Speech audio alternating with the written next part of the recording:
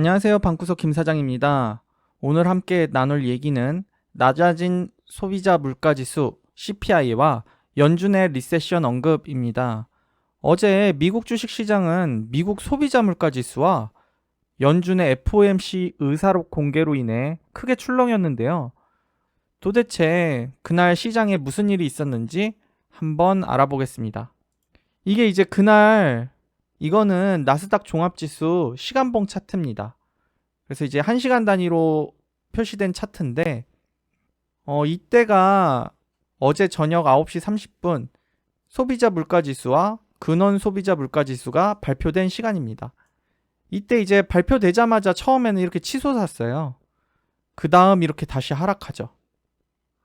그리고 여기가 이제 원래 강한 지지선이었는데 FOMC 의사록이 공개된 후에는 이 지지선을 깨고 밑으로 추가로 하락하게 됩니다. 그래서 어제 하루는 하락 일변도라고 말할 수 있겠습니다. 그러면 소비자 물가지수랑 FOMC 의사록이 도대체 어떤 내용이었길래 이렇게 하락했는지 함께 살펴보겠습니다.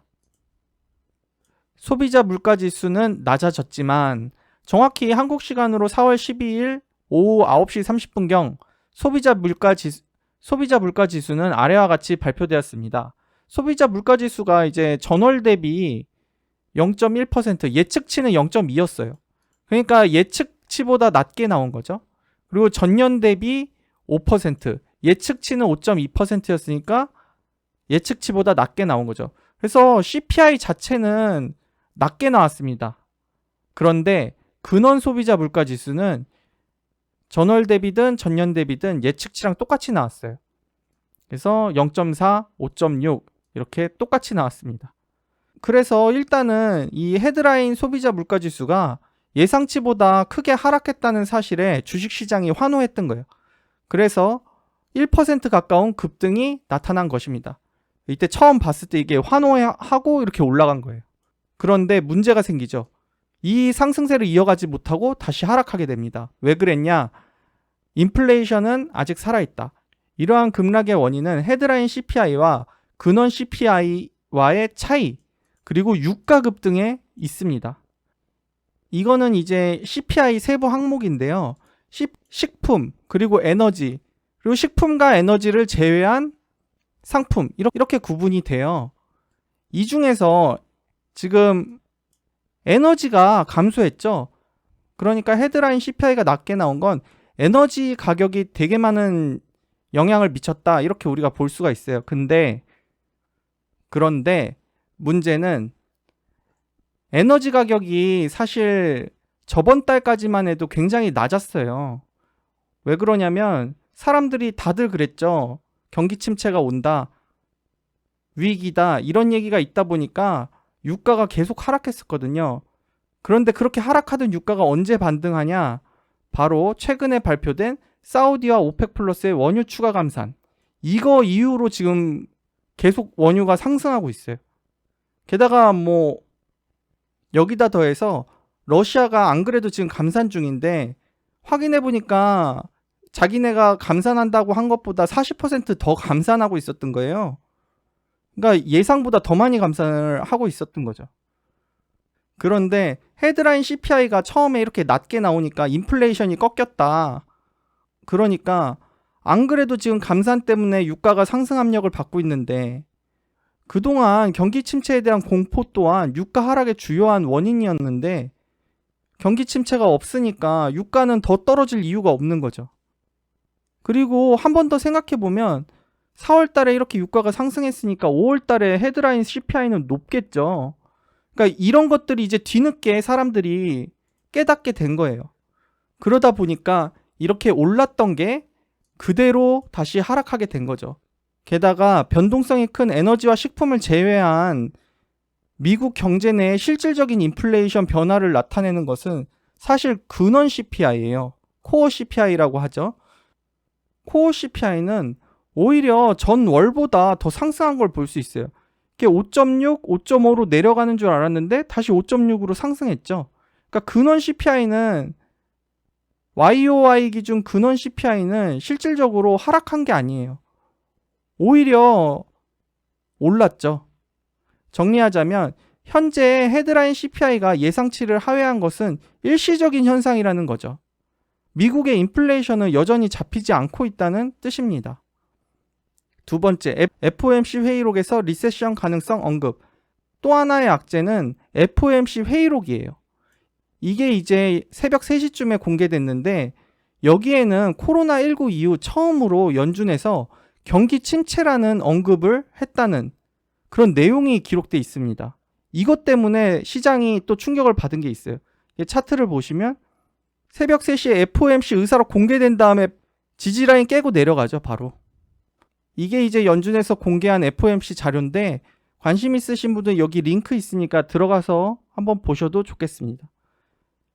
어찌됐건 위 내용을 살펴보면 연준 위원들이 직접 리세션을 발언한 건 아니에요.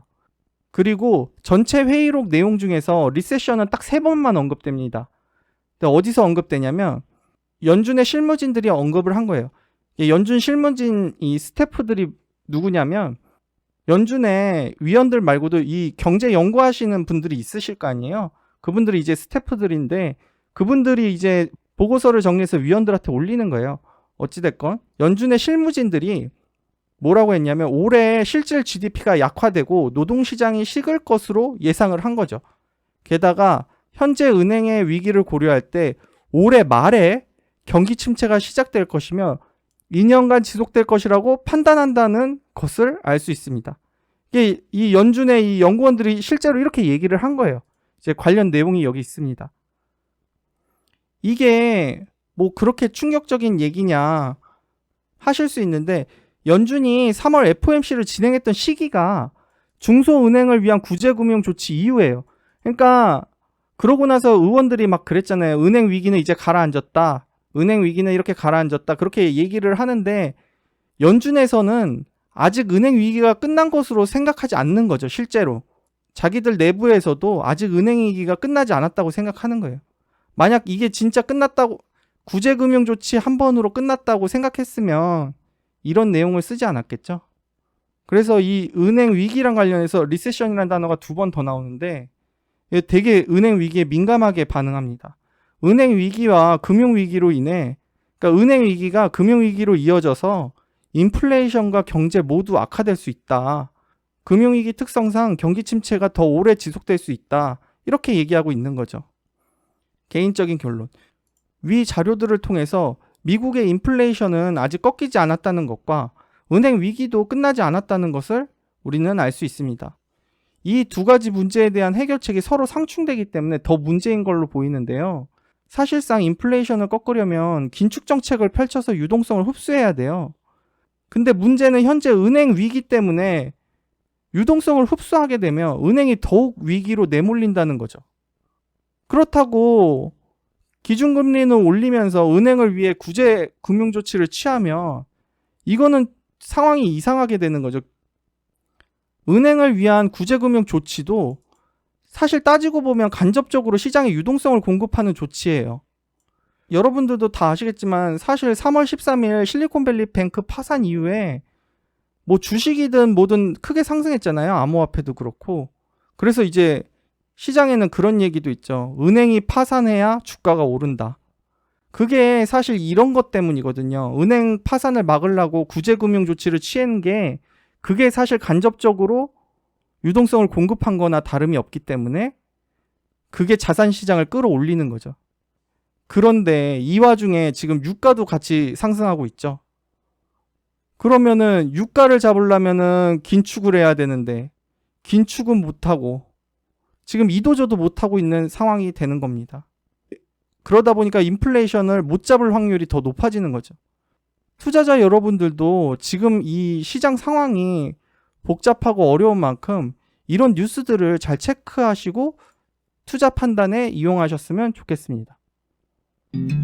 그럼 다음 시간에도 돈 되는 이야기로 찾아뵙겠습니다. 감사합니다.